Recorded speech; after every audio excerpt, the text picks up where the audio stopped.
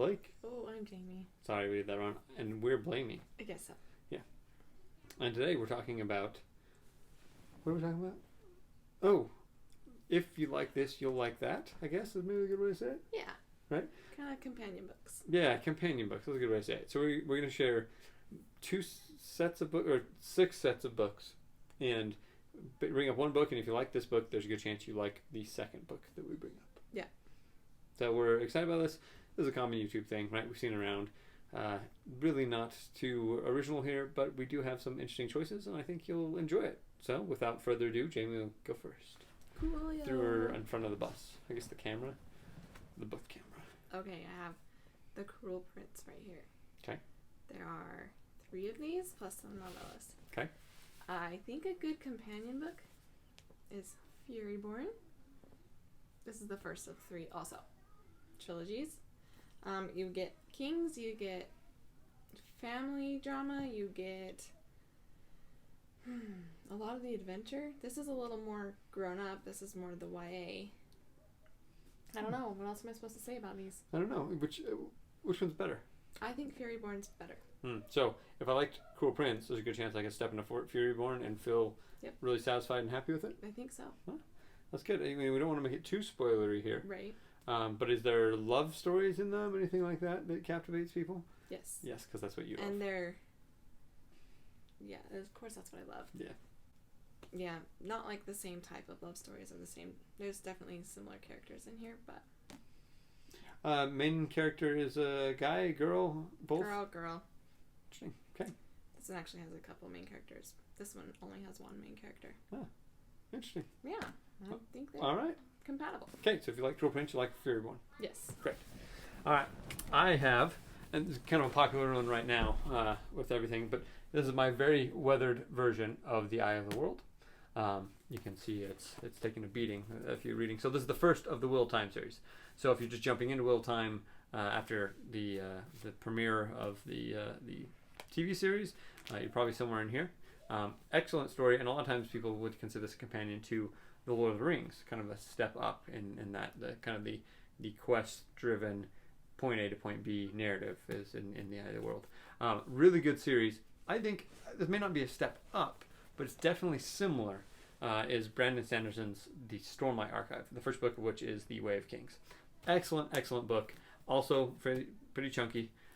Really great to read. Really enjoyable. Flows a little bit better than definitely Lord of the Rings or The Wheel of Time. Easier to read, but definitely that epic, huge scale fantasy. It's a 10-book series. There's just a few of them done, so you've got a little ways to go. But if you enjoyed that, I would guarantee you enjoy this. Phenomenal characters, multiple point of views, interesting magic systems, giant conflicts. Definitely in the same vein as Wheel of Time. I have a question. Yeah. Could you interchange your books? Like, say someone really loves Stormlight, would they like Wheel of Time? Yeah. There's a really good chance that if you like Stormlight, you'd like Wheel of Time. Okay. Stormlight is a better fantasy novice book. It may be a better to say it. So there, and I think it's just fantasy evolved. But the Lord of the Rings, if you think of it this way, can be very formal, maybe as a book, right? It just is that way. Sometimes the Wheel of Time can be that way as well, where some of the action sequences in the Stormlight Archive feel a little more like a movie sometimes.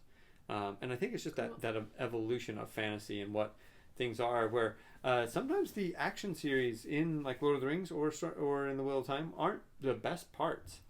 It's everything else, the diplomacy, the lead up to it. Stormlight, I think, marries a lot of those things. It has the better action sequences with the diplomacy, all of that type of work. So really good. It is a different direction in some ways than something like Game of Thrones. Like I could see people branching off from Wheel of Time into something like A Song of Ice and Fire. Gotcha. Instead of doing Stormlight Archive, and one goes a little darker and the other one is a little lighter, for lack of a better word. Good question. What do you got next? I don't know about these now. I'm seeing this. Oh, well. Grace Link. Okay. 4 so far. Maybe there's gonna be 5. 1, 2, 3. There's 4 out. There's gonna be a 5th. Comes out later this year. And Fable is what I have. Oh, okay. I haven't read Fable. I don't know that you will read Fable. Okay, great. Although I haven't finished Fable, so there is like that. You haven't finished the series of Fable. Sorry, you finished the book. I finished this book. I haven't finished the second book. Gotcha. Both YA. Mm-hmm. Both simple, which I guess that's YA for you. Sure.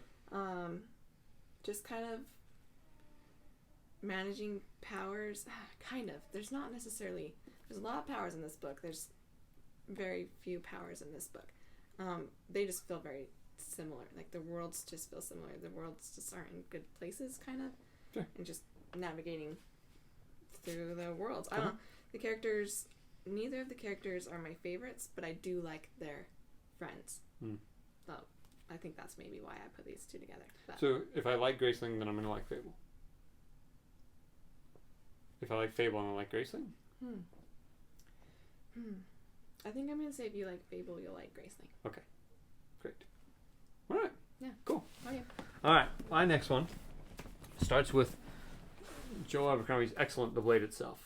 So The Blade Itself is a really interesting book in that it has almost absolutely no hand-holding and some would argue no plot. It is an interesting book to be satisfying with no plot.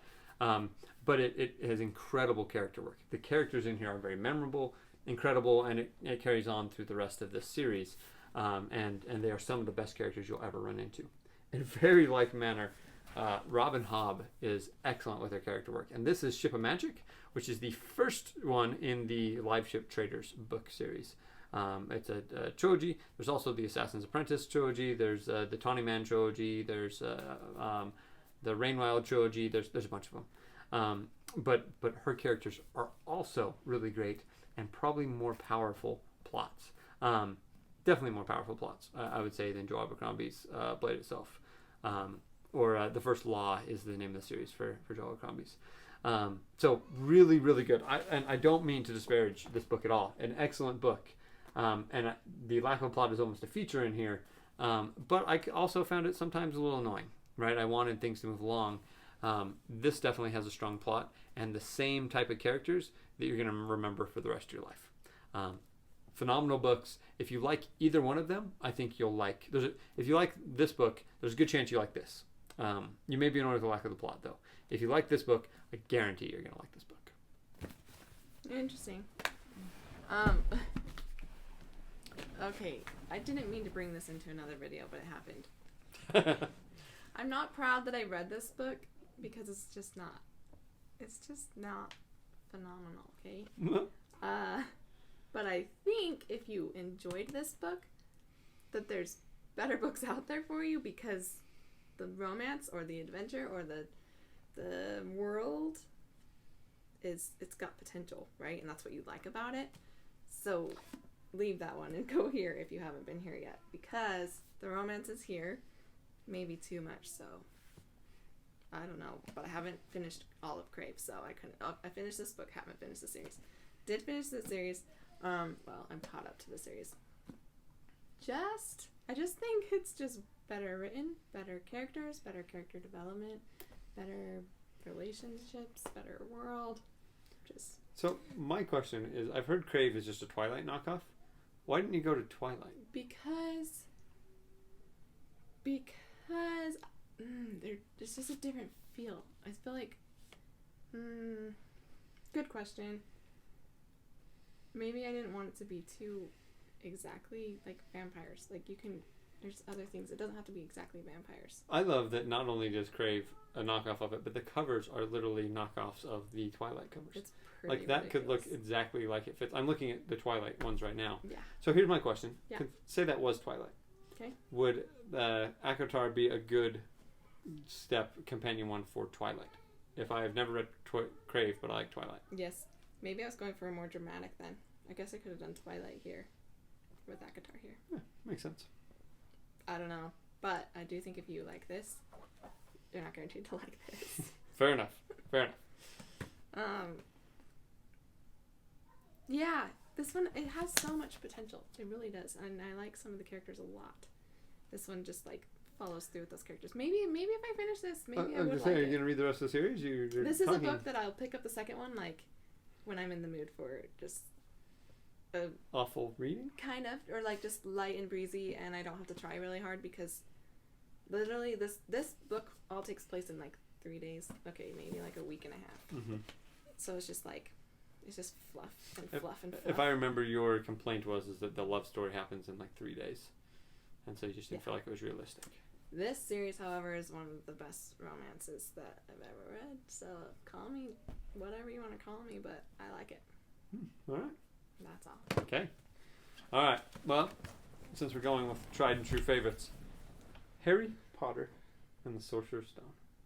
I assume you've read this book because who has not read this book at this point? Boy wizard, really fun, interesting. Goes off to school, has magical powers, dealing with things. Is an orphan. Hey, look. Other person in this thing called The Name of the Wind, where you have an orphan who has magical powers, is going off to school to deal with a bunch of things.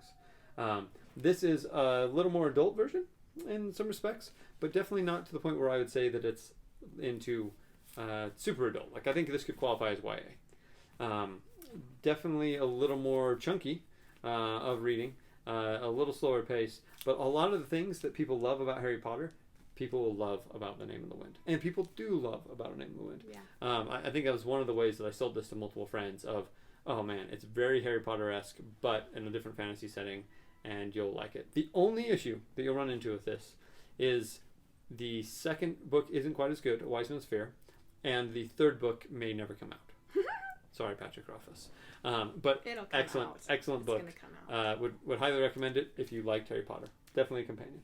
So this is the only one I think of all of our books That that you've read both. I've read both of all of these. Would you agree with these? I would agree, but I would when you say this is almost YA, I don't agree with that. Oh, okay. I think it's a harder read. It's harder to get into. It's harder to follow along. It's harder to like Yeah, okay. invest yourself into it because it's slow. Okay, that's fair. But content-wise, I don't think I would have a problem with No. like 14-year-old reading this book. Right, content's fine, but like the actual writing Fair. doesn't feel like a 14-year-old. Okay, fair enough. Although I'm pretty sure 12-year-old Blake would have read the crap out of this. Yeah, it's a good book. So, anyways. Definitely one of my Phenomenal very books. favorites. Okay. Well, what companion book series do you have? Any two that match up that we didn't talk about? We'd love to hear. Leave us a like and a comment, especially you, Aaron. And we will talk to you later. Sure, we'll do a couple more of these too. Yeah, So we got definitely. a few options here. Hopefully you'll see more companions soon. Well, bye YouTube. See you later.